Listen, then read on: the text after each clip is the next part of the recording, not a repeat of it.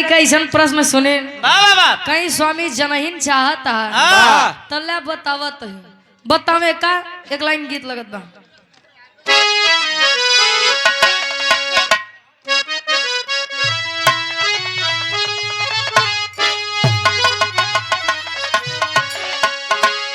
भगवान कन्हैया जब गोकुल छोड़ के वृंदावन में रहने के लिए चले गए तब सारी गोपिकाएं विरह में कह रही हैं क्या कहें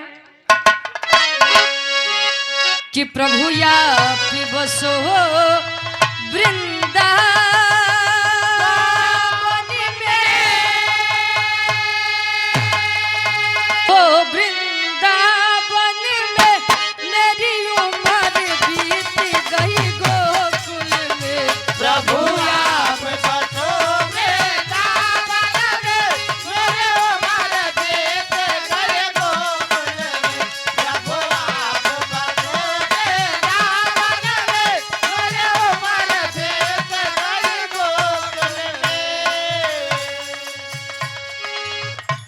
पैथोलॉजी सेंटिचन जी उन लड़का के बारे में जानकारी देते हैं का?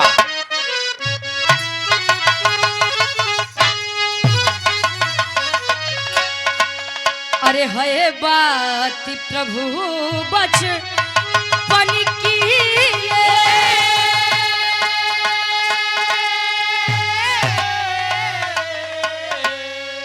अरे है बात प्रभु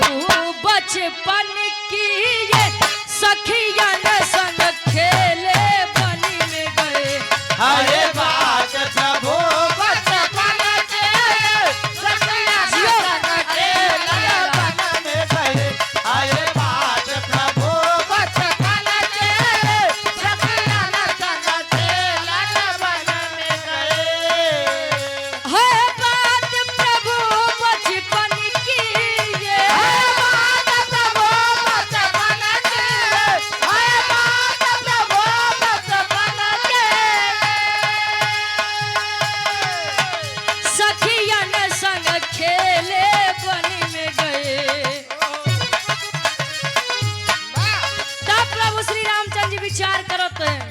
तब बात सिया की सुन रघुबर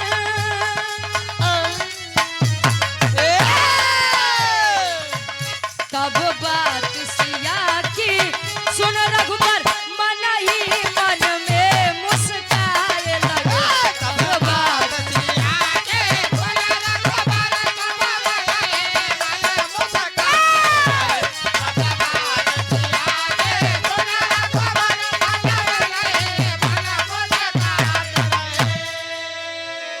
माई सीता जी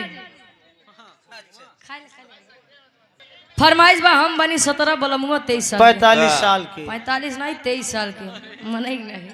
आप बस भैया बिराय आखिरी में बा ये सुनाई के बाद फिर फरमाइश सुनाई देवे। माई सीता जी बताते स्वामी जब हमार बचपना रहन बाल्यावस्था रही सखी सहेलिन के साथ खेलत खेलत जब वन में गए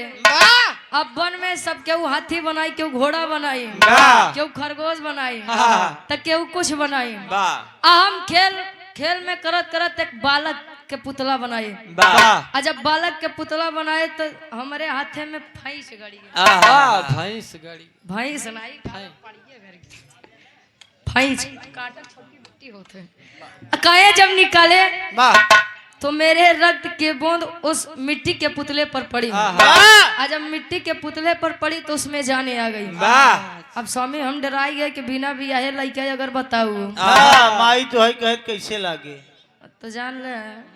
हमारे ऊपर का बीती क्यों मनबो न करी शर्म बस डर के कारण मैंने उस बच्चे को कोटाक्ष वन में रहने की इजाजत दे दी कहे और नाम होकर रक्तासुर पड़ा और यह भी बात है कि रक्तासुर के हम वरदान दे कि जय बूंद रक्त नीचे गिरे तय नए रक्तासुर जन्म ली है उन्हीं के स्वामी हराई दम खुशी खुशी तोरे बाह के पूजा करब इतनी बतिया सुन के प्रभु श्री रामचंद्र जी भालू बंदर के सेना तैयार करे लम्हुआ सुल्तानपुर से आप नागेंद्र यादव जी कहाँ भैया अच्छा आप गाड़ी चलो आप भी गार्जियन जी के द्वारा 100 रुपए का महान आशीर्वाद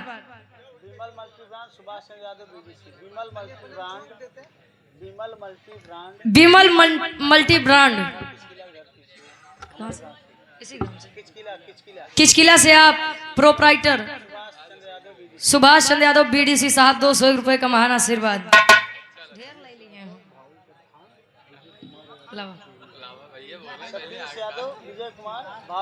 सतीश यादव विजय कुमार भावी प्रधान पद प्रत्याशी।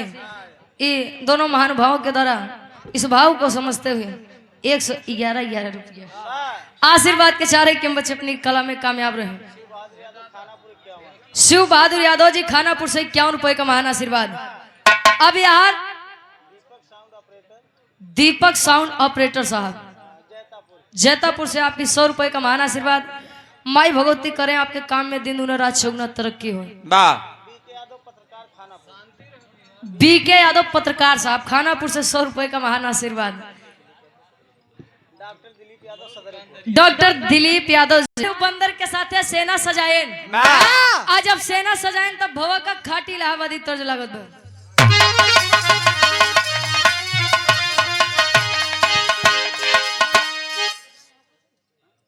बिरहा सम्राट आप स्वर्गीय दादा राम आधार यादव गुरुजी झूसी नरेश गावत रहे। कैसे आए हाय अरे राम झको रे झूलनी अरे झको रे झूलनी कहाँ साड़ी लहराए हो झको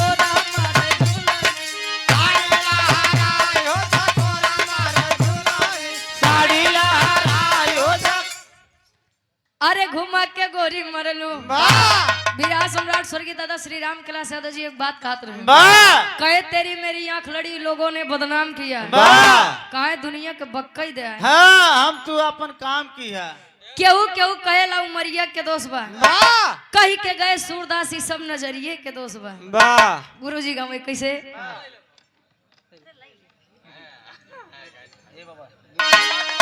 अरे घुमा के गोरी मरलू घुमा के गोरी मरलू हई नया नवई से बात हो घुमा के गोरी मरलू अरे घुसुरी गवा बरधा गसार बरधा अरे घुसुरी गवा बरधा कहाँ सरी यही मझारी घुसुरी गवा बरधा सरी यही मझारी घुसुरी गवा बरधा। अरे गजब क्यों बहिनी मोदी एक मिनट हम सभी अपने दर्शकों से अरे गजब क्यों बहिनी चीन्यू ना भतार हो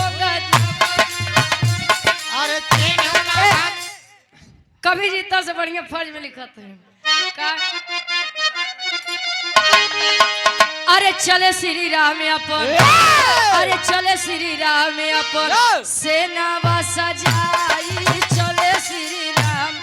सेना सजाई चले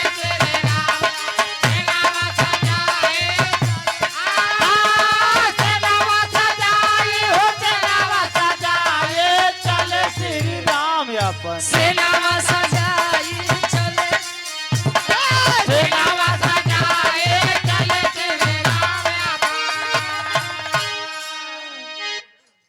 चले श्री राम अपन सेनवा सजाई। अब यार जब बालू बंदर कल के पहुंचे अब प्रभु श्री रामचंद्र जी पीछे हाथ तबले हनुमान जी ए रक्तासुर बाहर निकल आओ। अरे आपका नाई कहा थे। अब यार रक्तासुर को समझबे न करे निकल बाहर। तब ले लक्ष्मण जी कहे ने हनुमान ए हनुमान अरे यार तू बगलिया तू बानर है ये बारे तो का कौन नहीं समझत काहे रुका हमका जावे दे आगे। अब यार हनुमान जी का पीछे कह के लक्ष्मण जी आगे आए ए रक्तासुर बाहर निकलो निकल बाहर आओ। अब यार उनहु के कहे पर रक्तासुर कुछ न करे कहे बस हो ही गया बड़का बनत रहे बहादुर बड़का पारीनाथ अब तू हटा अब हम अपन दिखावत है अपन दिखावत तब निकले। अब यार जब रक्तासुर के सामने कोटाक्ष वन में हनुमान जी लक्ष्मण जी का हटाए कहे देखा बनरे के पावर हम बुलाए देते अब यार दोनों जने जितना जोर बकुल आजमाई डावत है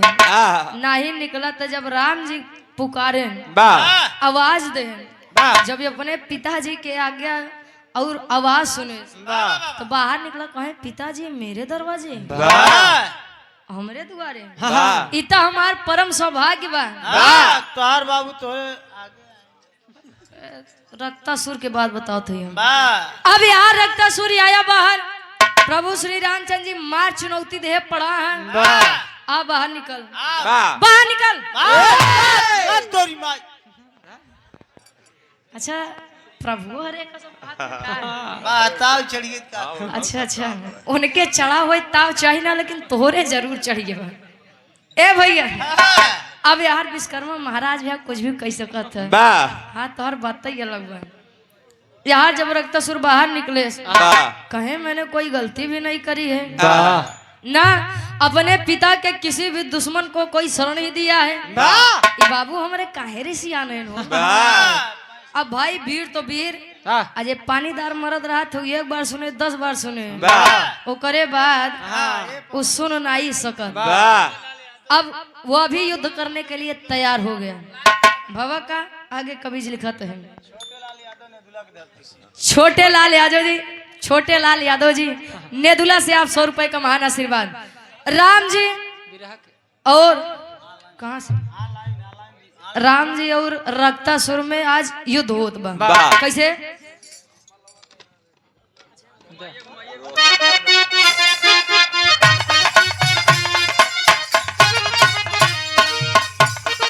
दोनों वीर वन में तब होला लड़ाई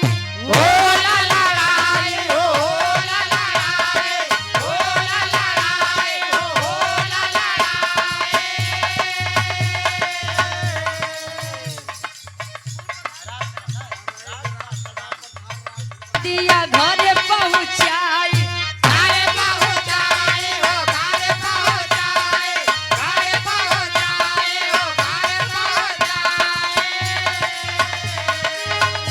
अरे सुन के खबर चली अरे सुन के खबर चली माई खिसियाई चले श्री राम सेना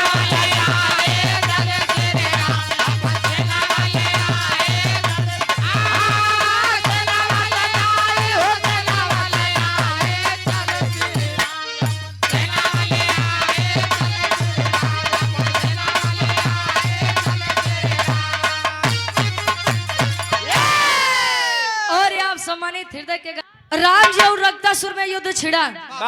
राम जी की सेना जब बाण चलाए तो रक्तासुर केवल 2 कदम पीछे जाए लेकिन जब रक्तासुर बाण चलाए तो प्रभु श्री रामचंद्र जी अपने सेना सहित 10 कदम पीछे जाए अब यार युद्ध होते होते होते होते अब जब एक बार रक्तासुर गुस्सियाई के बाण जब चलाए हनुमान जी लक्ष्मण जी के साथे आधी सेना माई सीता जी के पैरे लगे पहुंचे पैरे लगे अरे घोड़े लगे शुद्ध में जानला घोड़े आज जब पहुंचे माई सीता जी कहीं कस हनुमान बेटा हनुमान ए बेटा हनुमान अरे जामोहन आप तो युद्ध करने गए थे अपने प्रभु श्री रामचंद्र जी के साथ यहाँ पर क्या कर रहे हैं कहे न रे माई जे करे लगे भेजे बाटू लागत बा कुल इज्जत पानी लई ले कहे काहे कहे हम लोग बाण चलावत है तो वो 2 कदम पीछे जात बा और जब वो बाण चलावे तो हम लोग 10 कदम पीछे आवत है अंजाम का बा आपके सामने बा ऐसा मारे चलैया बचाई ले इज्जतिया राम जी के नहीं तो जौन बनी बनाई इज्जत बा कुल नाश हो जाए माई सीता जी अपने प्रभु श्री रामचंद्र जी के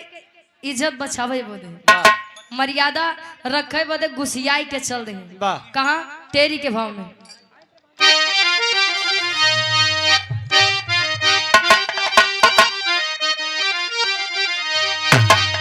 अरे माता की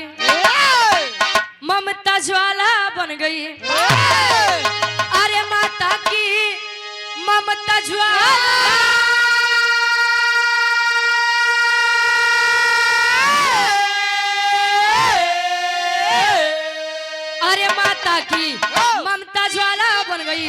चली संघार करनी अब कोई न रोकने वाला, अरे हो वाला, अरे हो वाला।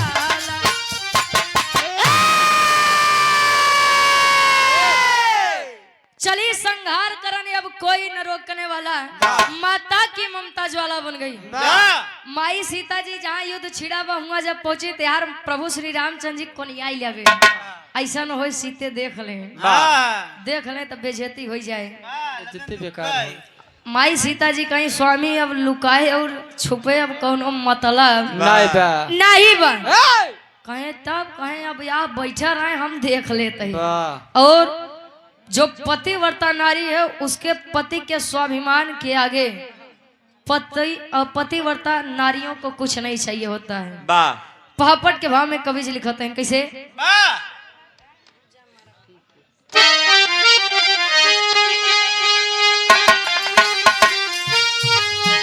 अरे देख सिया के मचलबा बीच बनवा में, अरे तो देख सिया के मचलबा तूफानवा बीच बनवा में, तो क्रोध से कांपे धरती योगा गनवा बीच बनवा में, क्रोध से कांपे धरती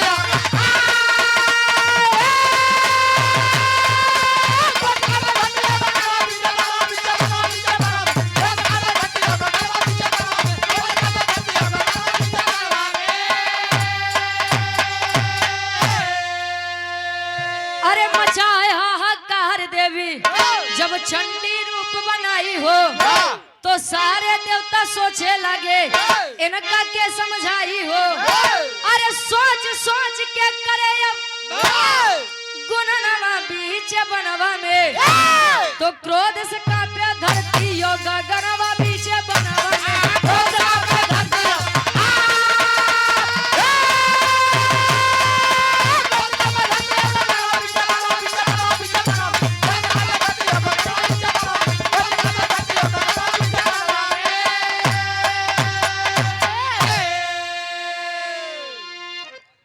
अब यार माई सीता संहार करने के लिए जब चंडी का रूप बनाई, अब रक्तासुर के वरदान दिए रही, रक्तासुर के जे बूंद रक्त नीचे गिरे तय नया रक्तासुर जन्म ले ले। माँ सीता एक हाथ में खप्पर एक हाथ में भुजाली लेके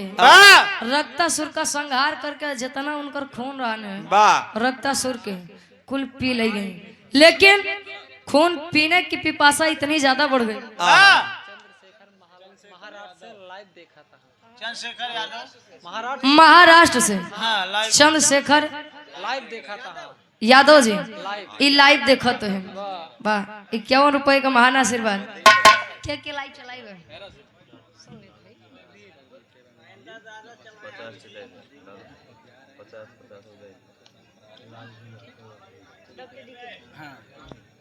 और आप धर्म के हमारे बड़े भैया डॉक्टर DK भैया जी, जो कि भट्टा के आप मलिकार साहब भी हैं। घरे खुशखबरी होए वाली बा, जैसे खुशखबरी है वैसे हमार बिरहा करिए करवही जरूर का बिरहा। अच्छा पूरा बोले लगा करा नहीं सुने